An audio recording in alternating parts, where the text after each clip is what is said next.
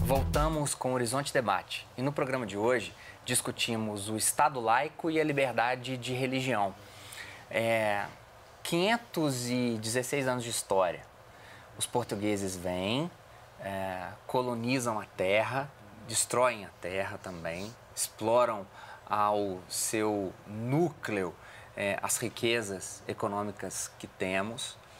E a Igreja Católica vem junto, os jesuítas e outras ordens, para poder catequizar esses índios e trazer um controle da alma. Quando pensamos isso, vemos que o Estado e a religião caminhavam muito juntos. É possível, Rogério, de pensar hoje um Estado que é diferente disso? No primeiro bloco, a gente estava estendendo a ideia do ensino religioso, por exemplo, nas escolas.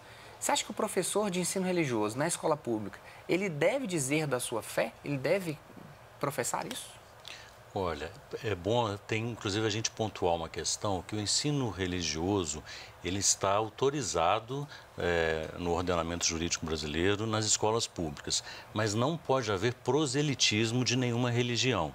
E aí há que se ter uma responsabilidade muito grande dos professores, uma boa formação, uma boa preparação para que ele consiga conduzir esse processo de uma maneira a tratar do tema, falar sobre as diversas religiões, mas sem que ele faça uma defesa no sentido de procurar educar a favor de uma ou outra religião. Eu acho que o posicionamento, e isso entra até nesse debate que surgiu aí de escola sem partido também, sim, eu acho que esse posicionamento ele é muito interessante porque nós somos seres inseridos numa cultura e colocar isso e mostrar que inclusive é possível e necessário conviver com a diversidade, com a diferença, inclusive religiosa, é um papel também pedagógico necessário para que nós desempenhemos. Eu vou insistir na figura desse professor de ensino religioso que congrega, que trabalha, evidentemente, para alunos mais velhos, temas do cotidiano, prevenção ao abuso de drogas, a questão da sexualidade, a questão do aborto, questões que permeiam a ordem das pessoas diretamente e que tem, muitas vezes, um debate religioso muito contíguo a esses temas, né? Maurismar, vocês, quando do impeachment na Câmara dos Deputados e os deputados votando quase que na sua maioria em nome de Deus, né? Então, em nome de Deus e da minha família, eu digo sim, senhor presidente. Nessa hora, os representantes que elegemos para estarem lá, na casa do povo, que é o Congresso Nacional, o que é pensar isso? Proselitismo? É a palavra que o professor Rogério colocou? Eu acho que a sua pergunta, ela é muito ampla, na minha compreensão. Veja só, para mim, aquele momento da Câmara dos Deputados foi um momento para analisar a nossa sociedade e quem nos representa. Porque, pelo amor de Deus, foi de muito baixo nível. Eu não quero dizer aqui, e nem vou dizer, não é hora disso, o favor ou contra. Não é isso. É a forma como os deputados se apresentaram. Eu acho que foi uma questão, assim, de falta de respeito à própria sociedade, de uma falta de compreensão ao seu papel enquanto político e do conceito do que seja política, do que seja ética no momento em que nós estamos vivendo. Professor Ismar. Eu acho que ali, naquele momento do voto, tanto na Câmara quanto no Senado, ali foi um momento vexatório para a gente ver que classe nós colocamos lá, né? Ali não se deveria votar por Deus, pelo cachorro, pela esposa, mas pela lei, pelo direito, né? O que deveria embasar o voto não seriam esses. Mas aí eu trago essa discussão, né? Porque se são eles que operam o Estado democrático, afinal de contas, fomos nós que os colocamos lá, eles são nossos legisladores, votaram, né? por Deus o tempo todo, né? Se falamos de um Estado laico e eles são os operadores dessa democracia, Rogério, existe Estado laico no Brasil? Olha, eu acho que essa questão que a gente tem que pensar também, que ela é uma construção, né? E às vezes a gente pode estar num momento mais positivo ou mais negativo dessa construção da democracia e do respeito à democracia. O fundamento do voto, ele não poderia ser outro que não a Constituição Federal. Por quê? Não é a pessoa se descolar da sua crença, mas nesse caso, por exemplo, do impeachment, tanto no juízo de admissibilidade quanto no próprio julgamento, nós estamos falando de uma questão que é um crime. Então, para que eu possa admitir ou não um processo que depois terá uma consequência que, como teve na cassação de um mandato, eu não posso levar em consideração minha fé. Eu tenho que levar em consideração se questões técnico-jurídicas são suficientemente embasadas para poder fazer o juízo de admissibilidade. Houve nos últimos, principalmente 2, 3 pleitos para a Câmara dos Deputados, uma virada a um certo fundamentalismo religioso. Por exemplo, quando Eduardo Cunha propõe o Estatuto da Família, quando discutimos há pouco tempo o Estatuto do Nascituro, uma parte da lei que diz, por exemplo, que a criança que é gerada em função de uma violência sexual, do estupro, essa criança, ela nascerá e o estuprador, tendo a sua culpabilidade acertada e decretada, ele pagará uma pensão. Essa mãe, ela não terá, inclusive, o direito ao aborto nesse caso. Houve uma guinada para um certo fundamentalismo religioso de natureza evangélica, neopentecostal no Brasil?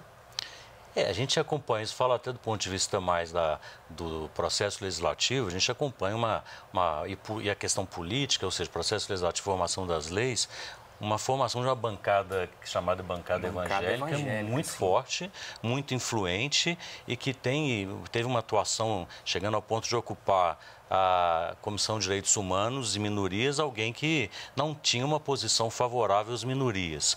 Essa bancada hoje, ela está aí, está colocada, ela é conservadora, ela traz retrocessos com relação a direitos fundamentais, direitos das mulheres, direitos dos homoafetivos, e é muito preocupante porque, ainda que se tornasse uma maioria, nenhuma maioria pode se sobrepor ao direito das minorias.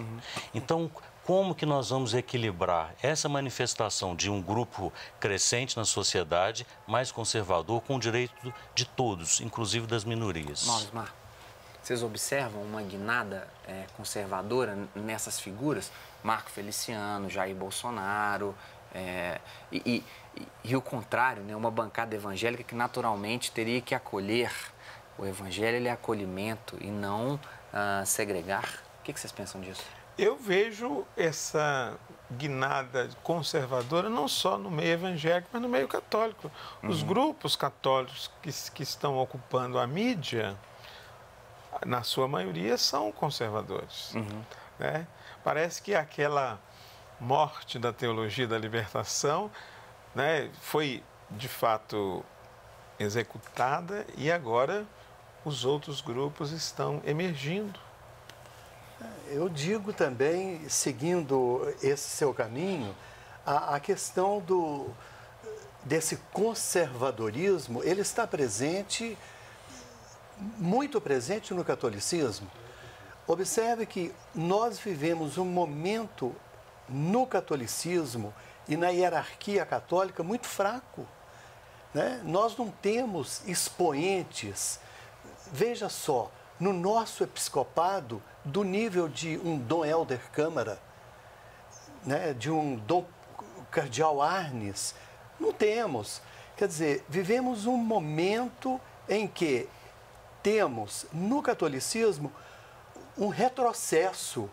Nós nos esquecemos, o católico, ele se esqueceu, por exemplo, da atualização que veio na década de 62 a 65 com o Concílio Vaticano II e retornamos a um Concílio de Trento altamente tradicional.